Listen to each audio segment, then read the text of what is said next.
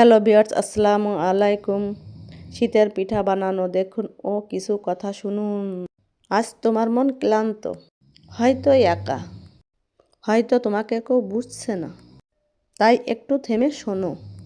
আজ তোমার হৃদয়ের জন্য কিছু কথা আছে, যে কথাগুলো তুমি অনেক দিন ধরে শুনতে চাইছিলে। যখন মনে হয় সব কিছু আমারই বিরুদ্ধে, মানুষ পাশে নেই, বন্ধুরা দূরে, পরিবার বুঝছে না, আশা যেন কোথাও হারিয়ে গেছে।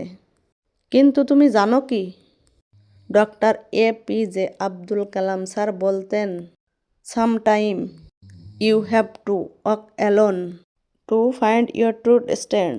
আজ তুমি একা, হয়তো এটি দুর্বলতা না, এটাই জীবনের সংকেত যে তুমি একটা বড় কিছু করার পথে আছো।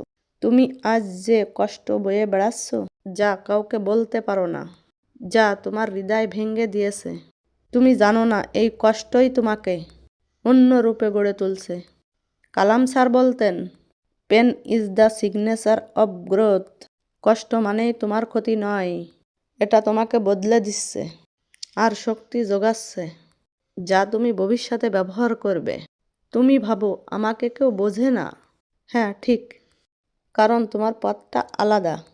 যে মানুষ আলাদাভাবে ভাবে, আলাদা স্বপ্ন দেখে, আলাদা লড়াই করে, তাকে সবাই বুঝতে পারে না।